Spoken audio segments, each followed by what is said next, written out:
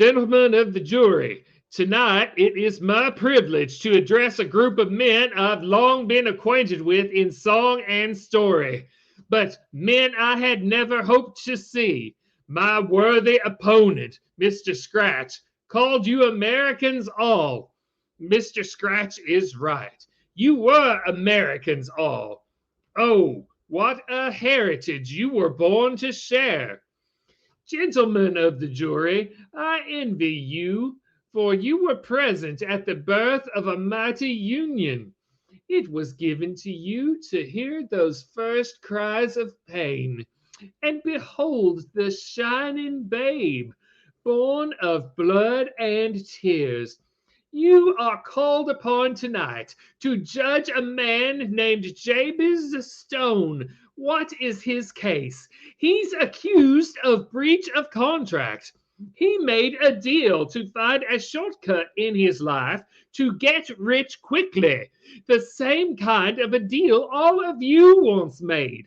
You, Benedict Arnold, I speak to you first because you are better known than the rest of your colleagues here. What a different song yours could have been. A friend of Washington and Lafayette, a soldier.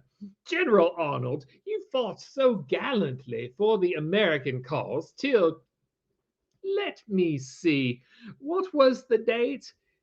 1779, a date burned in your heart.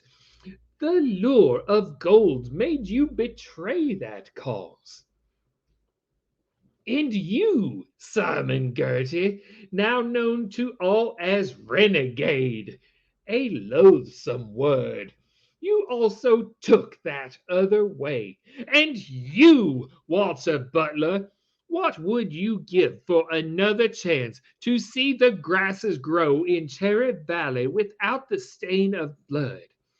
I could go on and name you all, but there's no need of that. Why stir the wounds?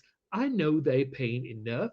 You were fooled like Jabez Stone, fooled and trapped in your desire to rebel against your fate. Gentlemen of the jury, it's the eternal right of every man to raise his fist against his fate. But when he does, there are crossroads.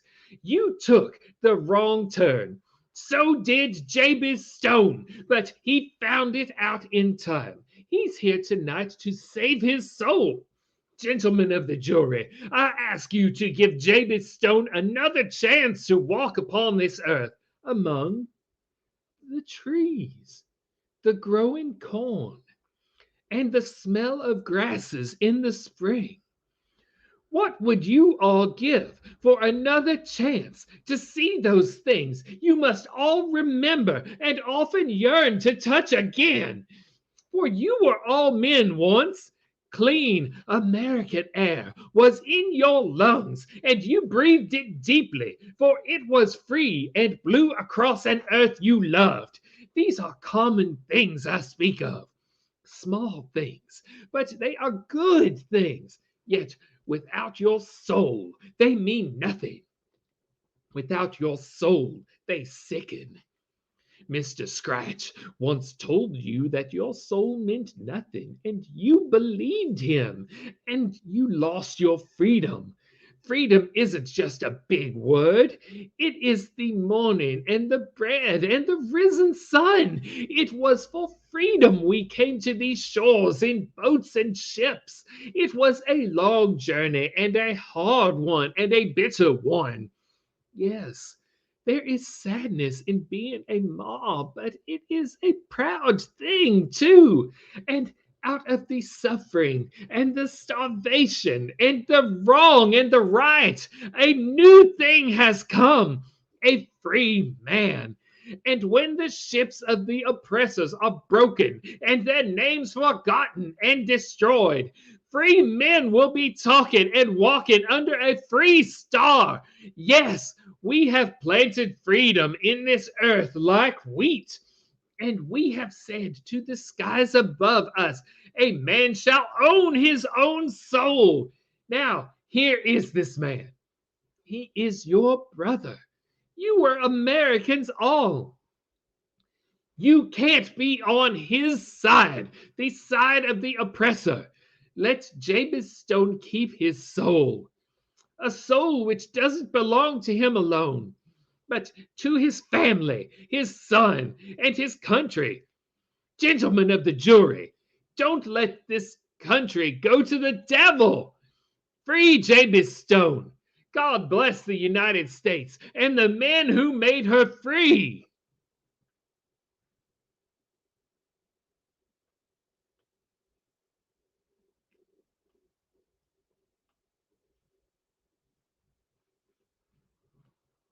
Oh, I have jokes. Hmm, I have jokes. I have a bit of a funny bone, don't you know? What did the vampire say to the teacher? See you next period.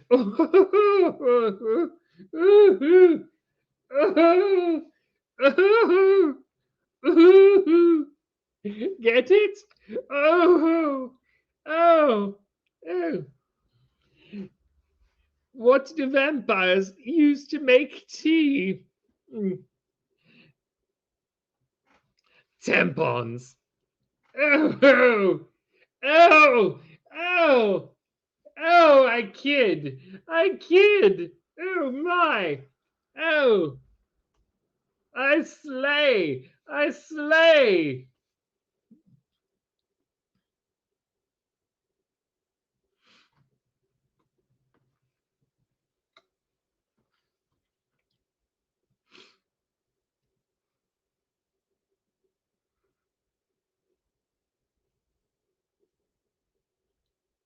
I watched you change into a fly. I looked away. You were on fire. I watched a change in you. It's like you never had wings. Now you feel so alive. I've watched you change. I took you home, set you on the glass. I pulled off your wings. Then I laughed.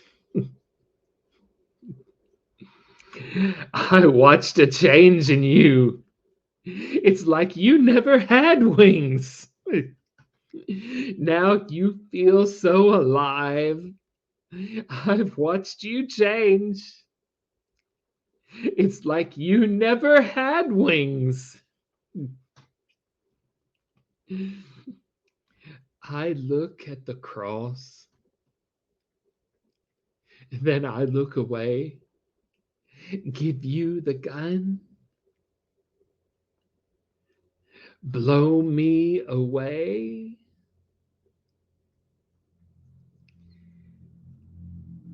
I watched a change in you. It's like you never had wings. Now you feel so alive. I've watched you change. Now you feel alive. You feel alive. You feel alive. I've watched you change. It's like you've never had wings. You've changed. You've changed. You've changed.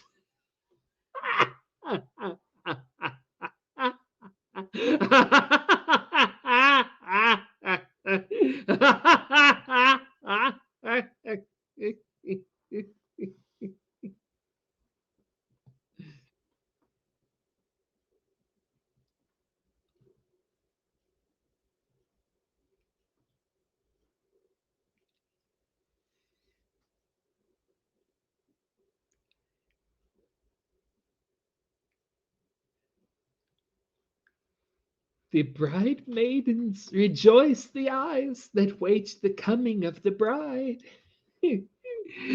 But when the bride draweth nigh, then the maidens shine not to the eyes that are filled.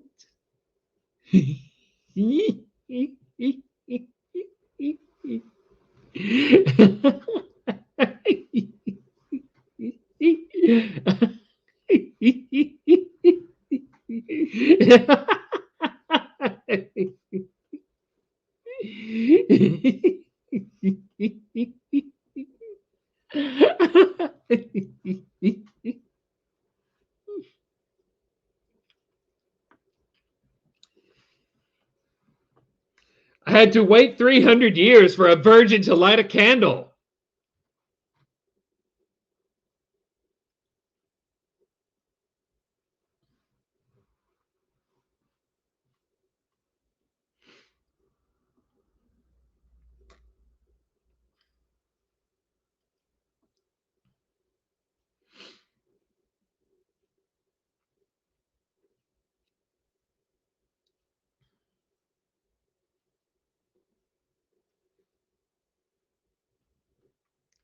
I would like to tell a story, a very old story that I had heard from my grandfather.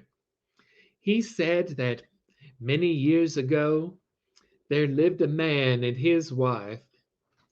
They were an ordinary couple, and every night the man would seat himself before the fireplace and smoke his pipe and watch the smoke rings curl beneath the chimney.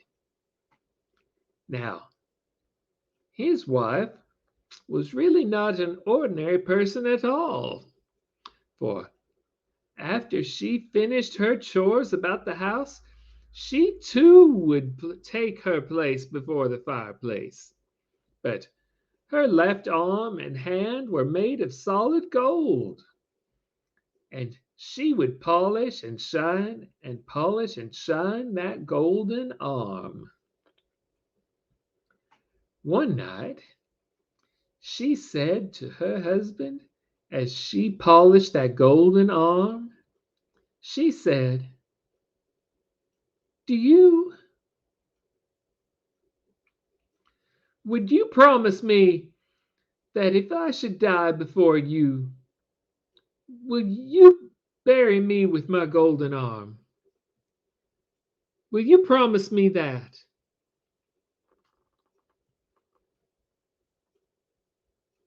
And he said, Huh? And she said, Promise me now that you will bury me with my golden arm.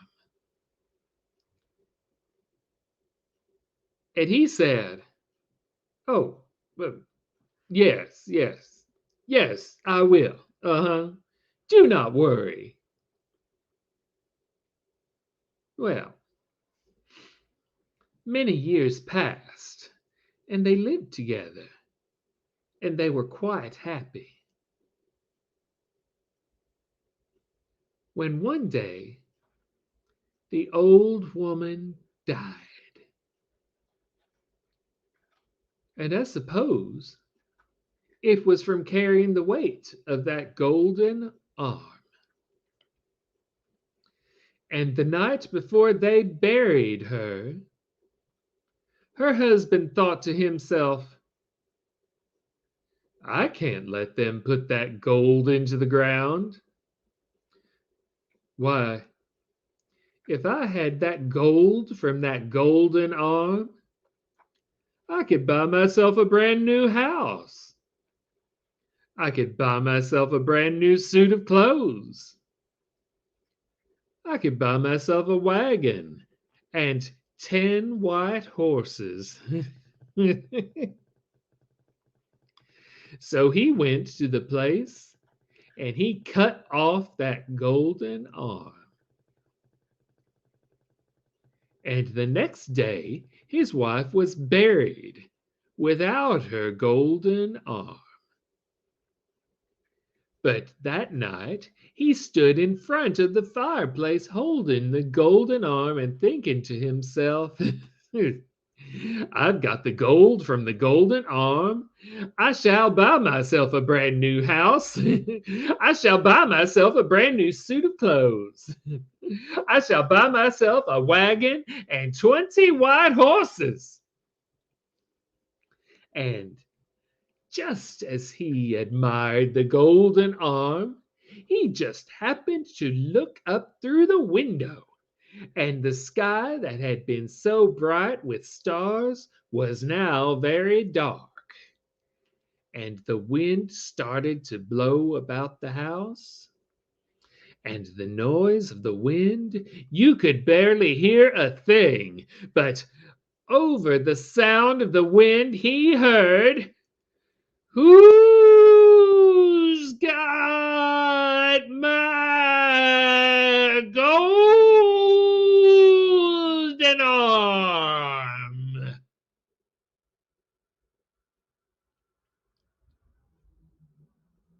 "Oh," he said, "who is that? Somebody wants my golden arm. I must hide." He looked all about the house, and there was only one place.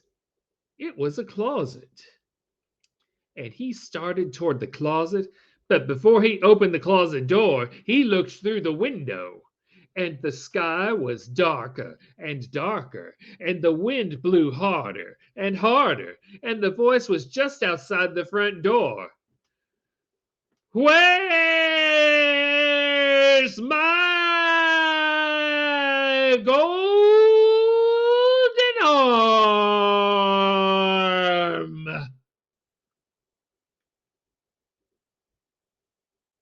"Oh," he said, "it's coming in the house."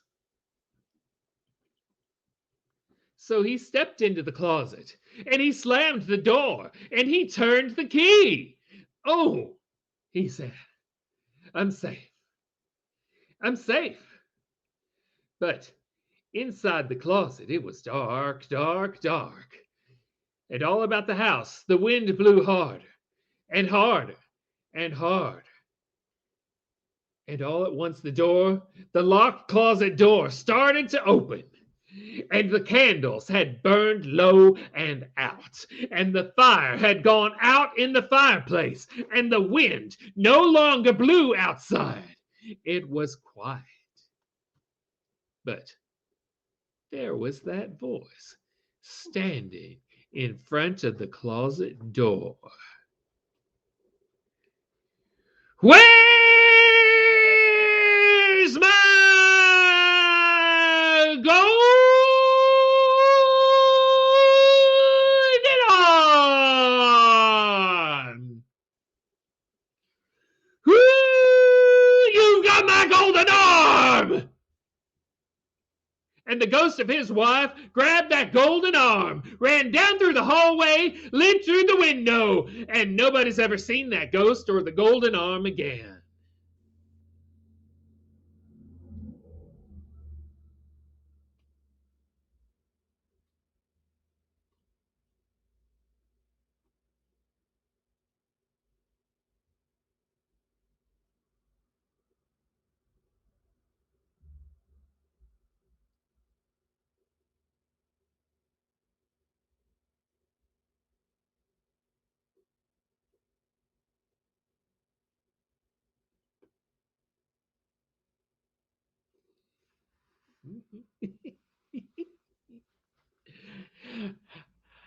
"I'm here to do your bidding, master.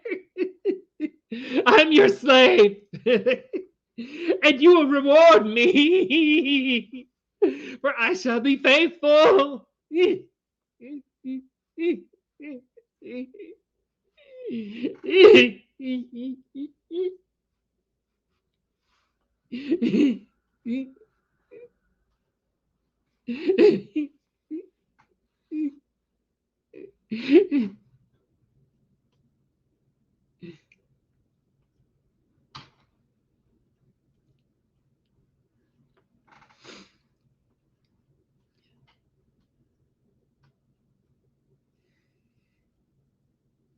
Down in Louisiana, where the black trees grow, live a voodoo lady named Marie Laveau. She got a black cat tooth and a mojo bone, and anyone wouldn't leave her alone. She go, "Gree! Another man done gone." She lived in a swamp in a hollow log with a one-eyed snake and a three-legged dog. She got a bent, bony body and stringy hair, and if she ever seen you messing around there, she go, "Gree! Another man done gone." And then one night when the moon was black, into the swamp came Handsome Jack, a no good man that you all know, and he was looking round for Marie Laveau. He said, "Marie Laveau, you lovely witch, why don't you give me a little charm, gonna make me rich?" He said, "Now give me $1,000,000 and I'll tell you what I'll do. This very night I'm gonna marry you. It'll be great. Another man done gone." So Marie did some magic and she shook a little sand. She made $1,000,000 and she put it in his hand. Then she giggled and she wiggled and she said, "Hey, hey, I'm getting ready for my wedding day." But old Handsome Jack, he said, "Goodbye, Marie. You too damn ugly for a rich man like me." So Marie started crying, her fangs started shaking, her body started turning, she started quaking. She said, "Another man done gone." So if you ever get down where the black tree grow and meet a voodoo lady named Marie Laveau, and if she ever asks you to make her your wife, man, you better stay with her for the rest of your life, or it'll be great.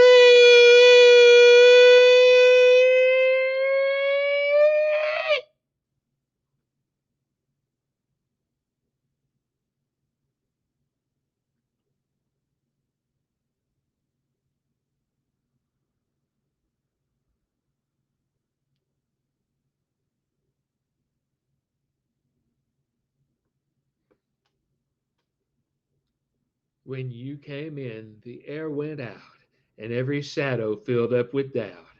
I don't know who you think you are, but before the night is through, I want to do bad things with you. I'm the kind to sit up in his room, heart sick and eyes filled up with blue. I don't know what you've done to me, but I know this much is true. I want to do bad things with you, okay? When you came in, the air went out, and all those shadows there filled up with doubt. I don't know who you think you are, but before this night is through, I want to do bad things with you. I want to do real bad things with you.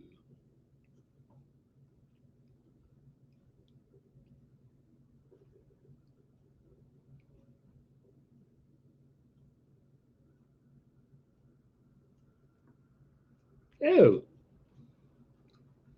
oh, did you all know that I'm a player? Ooh, oh, oh my. I have pickup lines. I'm a pickup artist. Oh, don't you know?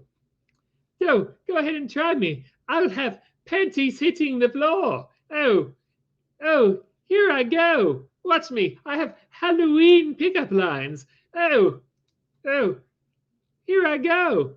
Watch me go. Oh, if I were a zombie, I'd eat you first. Ooh, ooh, ooh. Here I go. Whoa, ooh. Mm, let's see. Oh, let me try another one. Ooh, oh. I might not be a vampire, but I sure know how to suck. Oh, oh, oh, oh my. It's hot in here now. Oh, hey there. Mind if I take a bite? 'Cause you're decomposing in all the right places. Ooh, oh my. Oh, oh, oh. Here's another. Wants to check my pants for a treat? Oh, what you'll find in there? I might have a Snickers. Oh, some uh, some sweet tarts. Oh, here's another. I'll get you to scream louder than a haunted house. Ooh, ooh, ooh. Oh my. Here's one. Are you dressed up as a tree? Because you're giving me wood. Oh, apparently I have a wood burning stove. I don't know what else that could mean. What else does that mean? I don't know. Oh, and here's another. They told me to say it like this. Oh, let me give this a try. Um, Call me a pirate and give me that booty. Oh, oh, oh my. Oh, oh. Mm. Oh, give me just a moment here. Give me, I'm a little parched. Give me just a break here.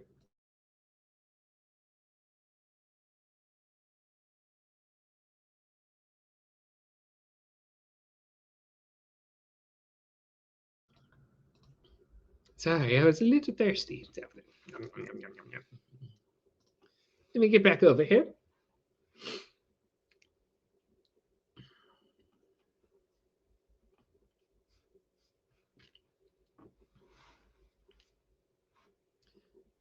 She was more like a beauty queen from a movie screen. Said, don't mind, but what do you mean? I am the one who will dance on the floor in the round. She says, I am the one who will dance on the floor in the round. She said her name was Billie Jean, and she caused a scene. Every head turned with eyes that dreamed of being the one who will dance on the floor in the round. People always told me, be careful what you do. Don't go around breaking young girls' hearts. Mother always told me, be careful who you love. Be careful what you do before the lie becomes the truth. Billie Jean is not my lover. She's just a girl who said that I am the one. But the kid is not my son. She says, I am the one. But the kid is not my son. For 40 days and 40 nights, the law was on her side. Who can stand when she's in demand, her schemes and her plans? Because we danced on the floor in the round. So take my strong advice and remember to always think twice. Do think twice. She told my baby that we danced till 3, and she looked at me, showed a photo of my baby crying. His eyes were like mine, because we danced on the floor in the round. People always told me, be careful what you do. Don't go around breaking young girls' hearts. Then she stood right by me, the smell of sweet perfume. This happened much too soon, but she called me to her room. Billie Jean is not my lover. She's just a girl who says that I am the one. But the kid is not my son. She says I am the one. But the kid is not my son. So take my strong advice and remember to always think twice.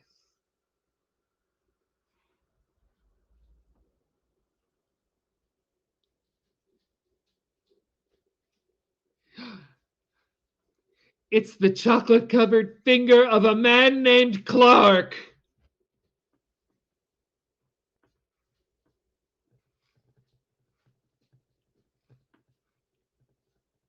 How did that happen? You'd think that they'd run out of people named Clark.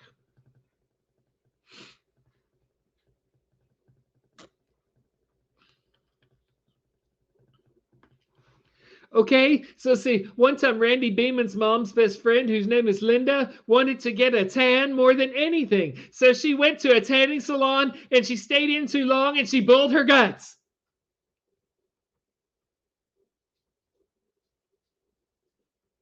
Okay, bye.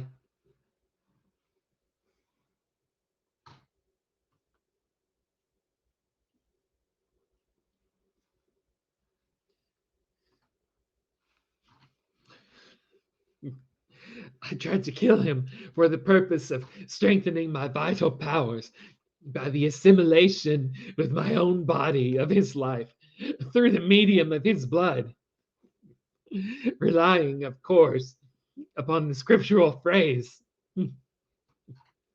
for the blood is the life.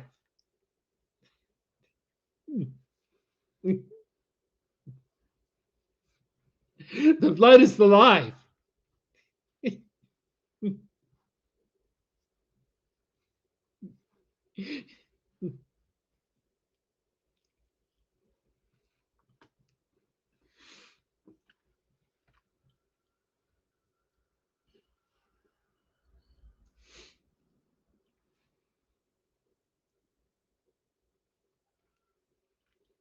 She was beautiful in a strange, mysterious way. Her hair and her deep, bottomless eyes were as black as the velvet ribbon around her neck. He planned to marry her before the next full moon rose in the autumn sky. On their wedding, he watched her walk towards him up the long aisle. She was dressed in a white gown, a white veil, and carried a bouquet of white flowers. Even her face was ivory white, but below it, around the ivory neck, was the black velvet ribbon. He remembered staring at that ribbon as the strains of the wedding march brought the bride nearer to him. He remembered the curious and shocked looks on the faces of the wedding guests, but then his eyes met hers, and he was drowning in their bottomless darkness. He didn't think of the velvet ribbon during the rest of the wedding day. It was a joyous time, and if people thought his wife was a bit strange, they kept that to themselves.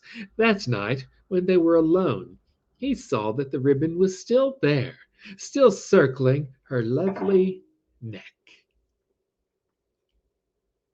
"Don't you ever take that ribbon from around your neck?" he asked, hoping his question was a needless one. "You'll be sorry if I do," his wife answered. "So I won't." Her answer disturbed him, but he did not question her further. There was plenty of time for her to change her ways. Their life together fell into a pleasant pattern. They were happy, as most newly married couples are. He found her to be a perfect wife. Well, nearly perfect. Although she had a great number of dresses and wore a different one every day, she never changed the black velvet ribbon. This ribbon began to be the test of their marriage. When he looked at her, his eyes would inevitably fall to her neck.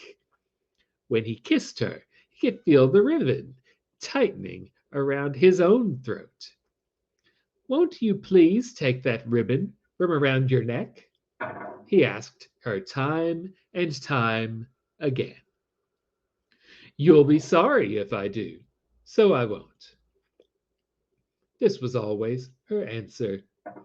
At first, it teased him. Then it began to grate on his nerves. Now it was beginning to infuriate him. "You'll be sorry if I do. You'll be sorry if I do."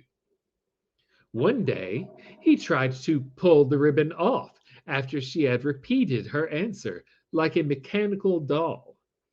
It wouldn't come loose from her neck. He realized then, for the first time, that the ribbon had no beginning and no end. It circled her neck like a band of steel. He had drawn back from her in disgust that day. Things weren't the same with them after that.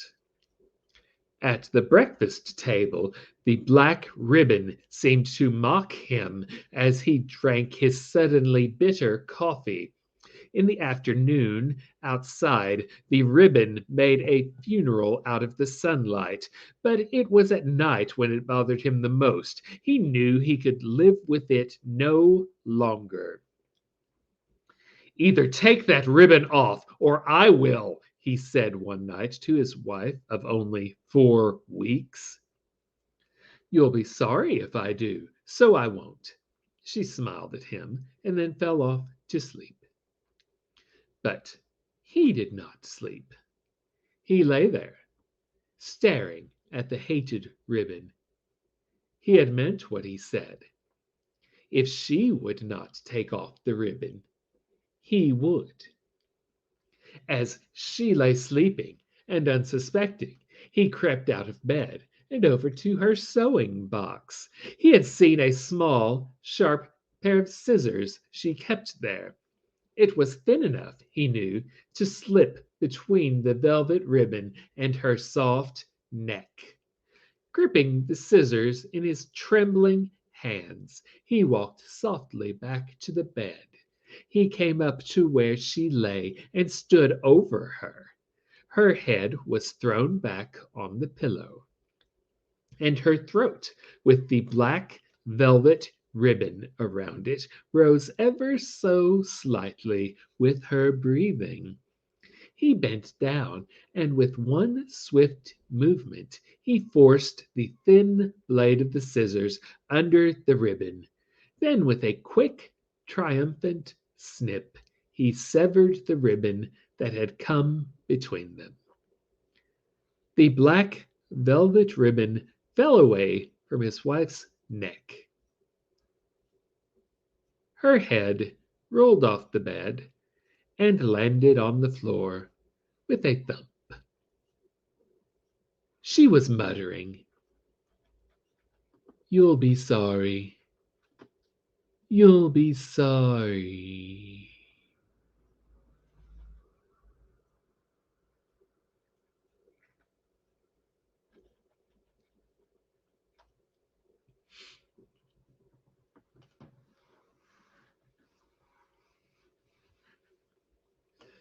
I was robbed! I spent the whole night waiting for the great pumpkin when I could have been out for tricks or treats. Halloween is over and I missed it. You blockhead! You kept me up all night waiting for the great pumpkin, and all that came was a beagle. I didn't get a chance to go out for tricks or treats, and it was all your fault. I'll sue. What a fool I was. I could have had candy, apples, and gum, and cookies, and money, and all sorts of things. But no, I had to listen to you. You blockhead. What a fool I was. Tricks or treats come only once a year. And I missed it by sitting in a pumpkin patch with a blockhead. You owe me restitution.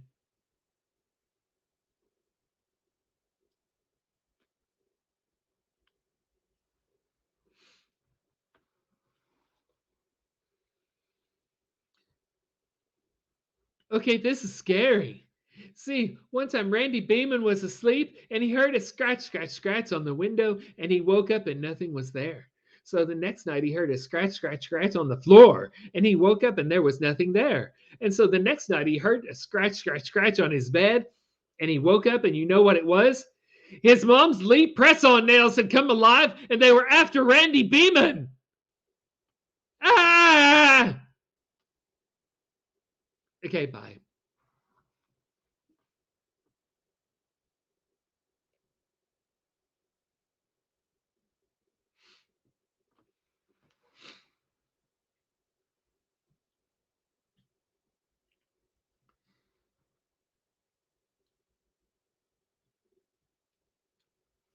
Something takes a part of me, something lost and never seen.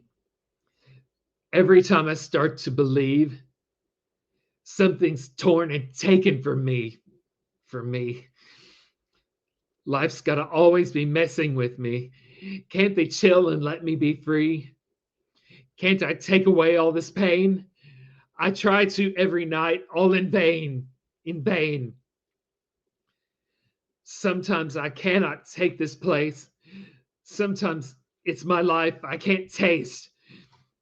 Sometimes I cannot feel my face. You'll never see me fall from grace. Something takes a part of me. You and I were meant to be. A cheap trick for me to lay. Something takes a part of me.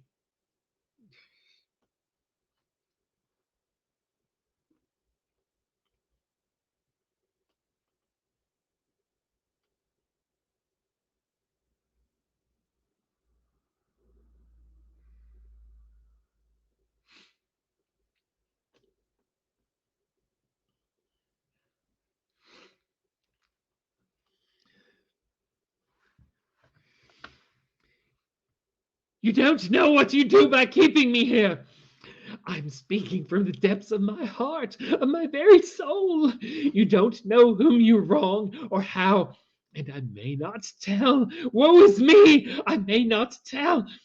By all you hold sacred, by all you hold dear, by all your love that is lost, by your hope that lives, for the sake of the Almighty, take me out of this and save my soul from guilt.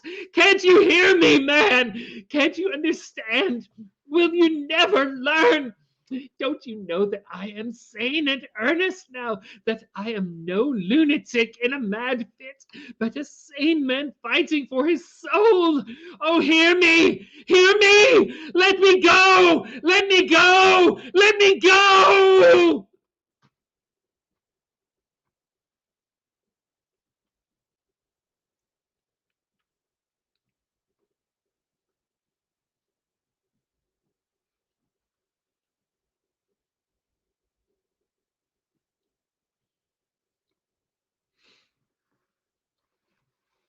Oh, hmm. Why do some hate it when kids knock on their door during Halloween? When are they going to understand that they are not getting out of that basement? Hmm, no, they're not. They're not.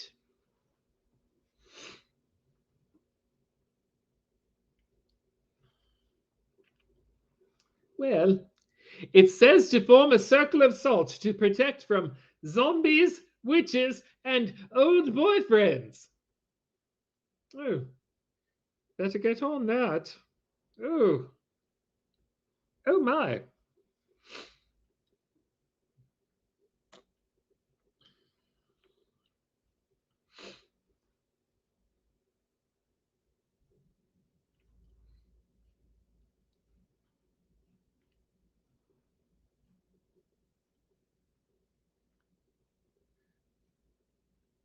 Who rides there so late through the night dark and drear? The father it is, with his infant so dear. He holdeth the boy tightly clasped in his arm. He holdeth him safely, he keepeth him warm. My son, wherefore seek'st thou thy face thus to hide? Look, father, the Earl King is close by our side. Dost see not the Earl King with crown and with train? My son, 'tis the mist rising over the plain. O come thou, dear infant, O come thou with me. Full many a game I will play there with thee. On my strand lovely flowers their blossoms unfold. My mother shall grace thee with garments of gold. My father, and dost thou not hear the words that the Earl King now breathes in mine ear? Be calm, dearest child, 'tis thy fancy deceives, 'tis the sad wind that sighs through the withering leaves. Wilt go then, dear infant, wilt go with me there? My daughters shall tend thee with sisterly care. My daughters by night their glad festival keep. They'll dance thee and rock thee and sing thee to sleep. My father, and dost thou not see how the Earl King his daughters has brought here for me? My darling, I see it aright. 'Tis the aged grey willows deceiving thy sight. I love thee, I'm charmed by thy beauty, dear boy. And if thou art unwilling, then force I'll employ. My father, he seizes me fast! Full sorely the Earl King has hurt me at last! The father now gallops, with terror half wild. He grasps in his arms the poor shuddering child. He reaches his courtyard with toil and with dread. The child, in his arms, finds he motionless, dead.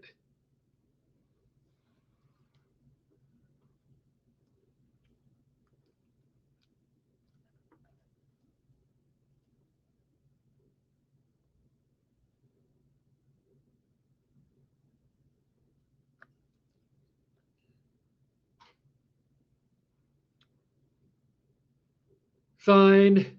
But everyone here knows that Halloween was invented by the candy companies. It's a conspiracy.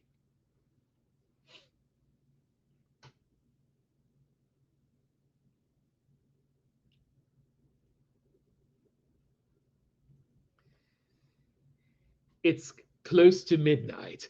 Something evil's lurking in the dark. Under the moonlight, you see a sight that almost stops your heart. You try to scream, but terror takes the sound before you make it. You start to freeze as horror looks you right between the eyes. You're paralyzed, 'cause this is Thriller night, and no one's gonna save you from the beast about to strike. You know it's Thriller night. You're fighting for your life inside a thriller killer. Ow, I'm gonna thrill you tonight.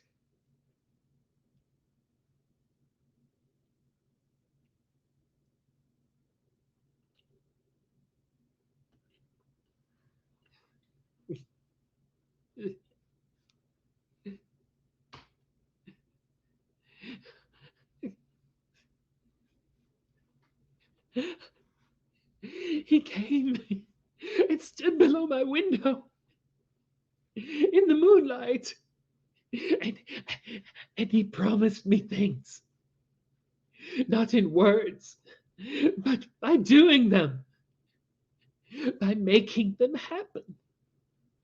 A red mist appeared over the lawn, coming on like a flame of fire, and then he parted it. And I could see that there were thousands of rats with their eyes blazing red, like his, only smaller. Then he held up his hand, and they all stopped. And I thought he seemed to be saying, "Rats, rats, rats, thousands, millions of them, all red blood. All these will I give you if you will obey me." And he wanted me to do that which has already been done. Already been done.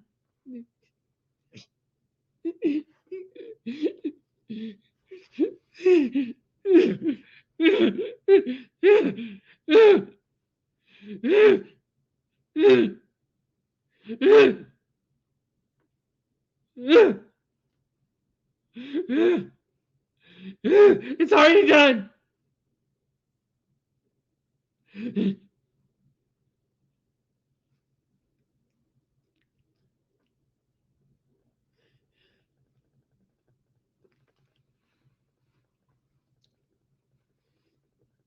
Oh, I want to be something really scary for Halloween this year, so I'm dressing up as a phone battery at 2%. Oh. Hmm.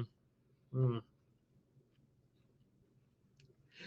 My daughter wants to be really scary this Halloween, so instead of a costume, she's going to carry a school fundraising package to every door. Mm, yes, quite. Mm, mm. If you'll excuse me a moment.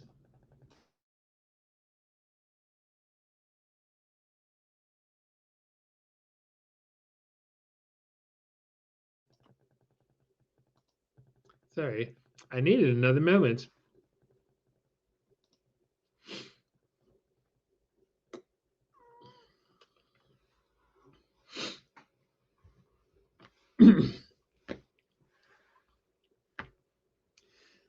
The thundering sea is calling me home, home to you. The pounding sea is calling me home, home to you. On a dark New Year's night, on the west coast of Clare, I heard your voice singing. Your eyes danced the song, your hands played the tune. 'Twas a vision before me. We left the music behind, and the dance carried on. As we stole away to the seashore, we smelt the brine, felt the wind in our hair, and with sadness you paused. Suddenly I knew that you'd have to go. Your world is not mine. Your eyes told me so. Yet it was there I felt the crossroads of time, and I wondered why. As we cast our gaze on the tumbling sea, a vision came o'er me of thundering hooves and beating wings in clouds above. Turning to go, as you call out my name, like a bird in a cage spreading its wings to fly. The old ways are lost, you sang as you flew, and I wondered why. The thundering waves are calling me home, home to you. The pounding sea is calling me home, home to you.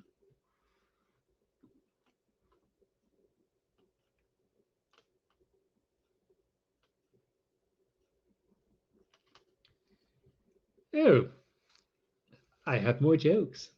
I have more jokes. Oh, ooh. Ooh. Why don't witches have babies? Oh, it seems their husbands have crystal balls. Crystal balls. Oh, oh, oh. And why do witches wear no panties? Oh, mm. Uh, for better grip on the broom. Oh my.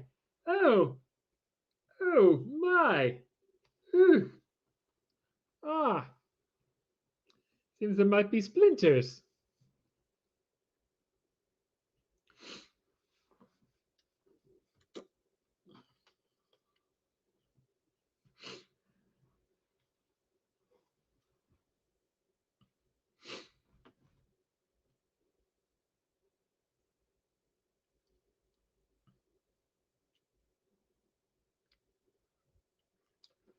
The sky is so blue, and the fluffy white clouds draw the most curious figures as they pass by.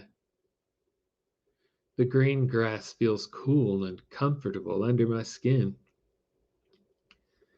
The daisies, sunflowers, and daffodils dance by the tune of the birds perched in the nearby trees. Beep, beep. Oh no, that hideous sound again! The artificial respiratory machine and the monitors buzz and beep again. It awakens me again.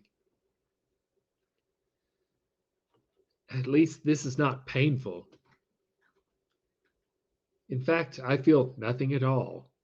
That's good, but I know that in the end, not suffering means not reacting. Not reacting means not recovering. Not recovering only means not living. Oh, those fluffy clouds again. The door opens and I can hear someone sobbing. I'm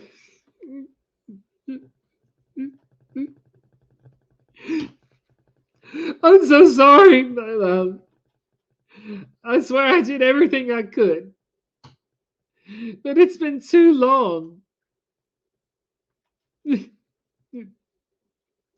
Waiting for 2 years. Oh, God.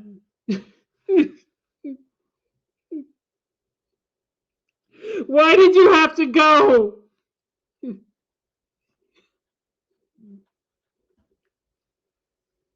Wait, Belinda? Going where? I'm still here.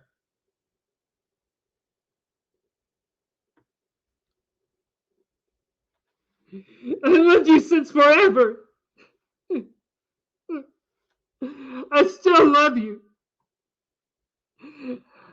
And I will love you for eternity. I'm so sorry, Mark. But it's time to let you go.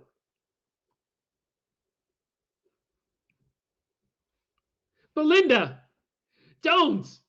Please. I'm still alive. If only I could move. God, please, no! Mrs. Ferguson, are you ready? Ready for what?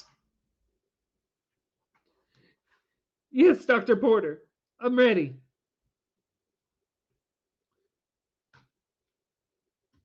Fine. Nurse, it's time to disconnect the machines. No! Oh God, no! I'm alive! I'm alive! I'm alive!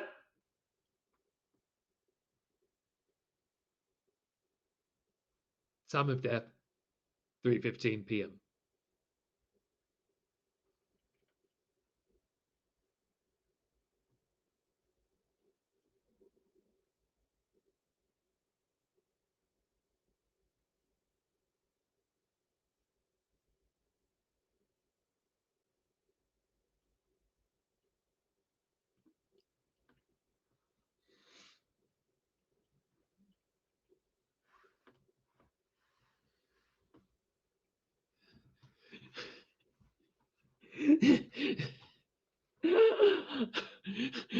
I'm loyal to you, Master. I'm your slave. I didn't betray you. Oh no, don't!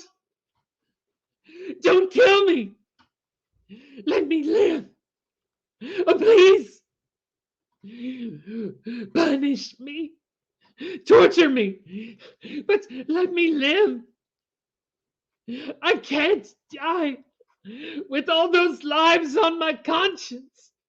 All that blood on my hands! Oh God, no! Oh God, no! Oh please! Oh please, God! Oh, help me! Help me! Help me! Help me! Ah! Ah! Ah! Ah! Ah! Ah! Ah! Ah!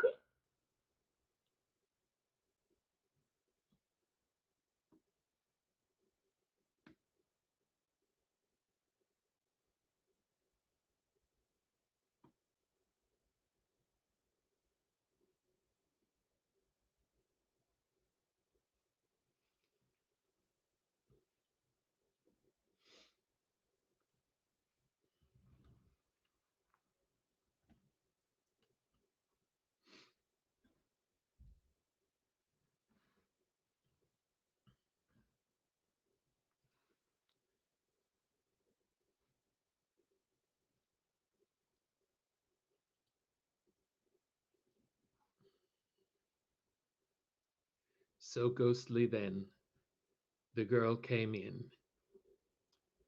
I never saw the turnstile twist. Down where the orchard trees begin, lost in a reverie of mist. And in the windless hour between the last of daylight and the night, when fields give up their ebbing green and two bats interweave their flight, I saw the turnstile glimmer pale just where the orchard trees begin, but watching was of no avail. Invisibly, the girl came in. So ghostly then the girl came in. I never saw the turnstile twist down where the orchard trees begin, lost in a reverie of mist. I took one deep breath of air and lifted up my heavy heart. It was not I who trembled there, but my immortal counterpart. I knew that she had come again, up from the orchard through the stile, without a sigh to tell me when, though I was watching all the while.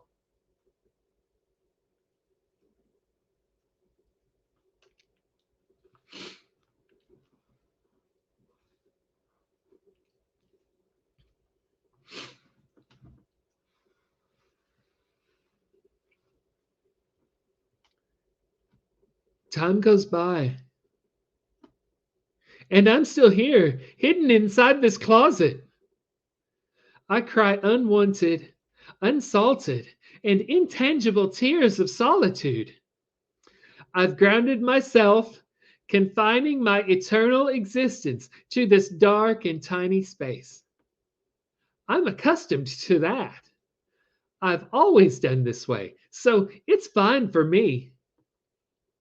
People come and go. Some of them stay longer than others, but all of them hate me. Hate, fear, suffering, sadness. Those are the only feelings I've known for so long. But why? I haven't done any wrong. Never I did to deserve what happened to me before and to live. It can't be called living anyway. This way until the end of times, of their time. Ours don't leave a scar on me anymore. Nobody can.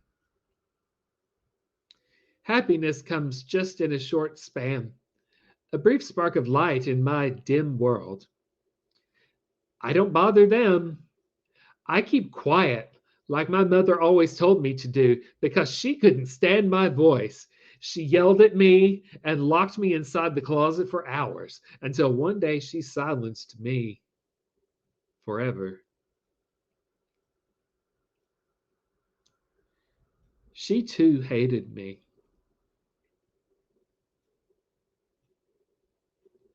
When newly kids move in, I'm happy. When they open the closet and find me, they smile, inviting me to play those games I love so much. That's the only thing I've ever wanted to play. So I leave my confinement and sit with them. We talk and laugh and sing. They even let me use their gadgets. Feeling free once again, I walk around the house, a house that was mine, a house that feels again like home. I try to be careful, to keep quiet, but they always find me. Adults. When I move things and grab the toys to play, or when I sing and laugh, when kids talk to me and I reply, then they go away, leaving me here alone again. Nobody likes me. No one ever did. Standing behind the window, I watch them leave. My friends wave goodbye. Sun rises and sets. Another sales sign is placed. It's time to go inside my closet. Maybe if I'm still quiet, very quiet, like my mother told me to, people will love me sometime.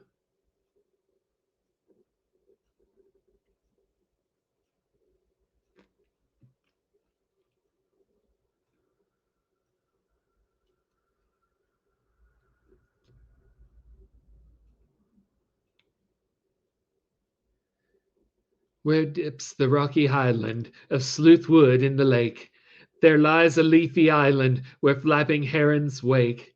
The drowsy water rats, there we've hid our fairy vats, full of berries and of reddest stolen cherries. Come away, O human child, to the waters and the wild, with a fairy hand in hand, for the world's more full of weeping than you can understand. Where the wave of moonlight glosses the dim gray sands with light, by far off furthest Rosses we footed all the night. weaving olden dances, mingling hands and mingling glances, till the moon has taken flight. To and fro we leap and chase the frothy bubbles, whilst the world is full of troubles and is anxious in its sleep.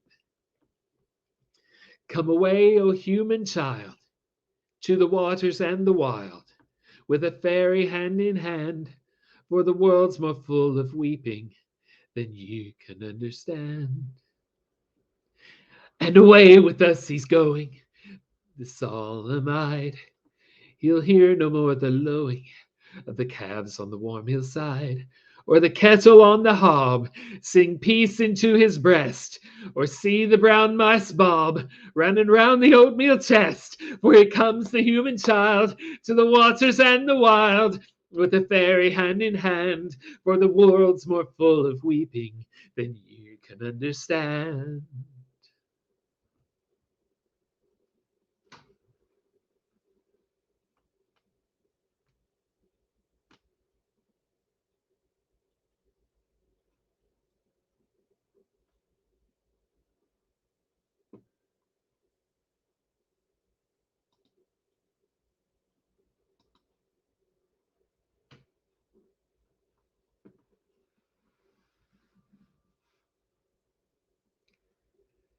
And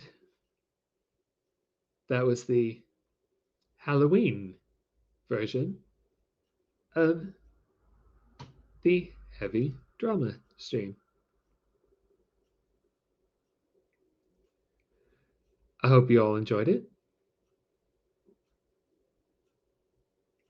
If you did, give me a like.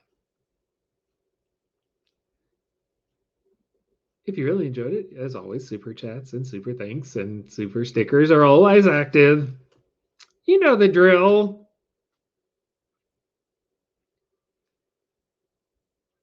Thank you all for sticking with me this far. I love you all. And I'll see you all next time. And happy Halloween.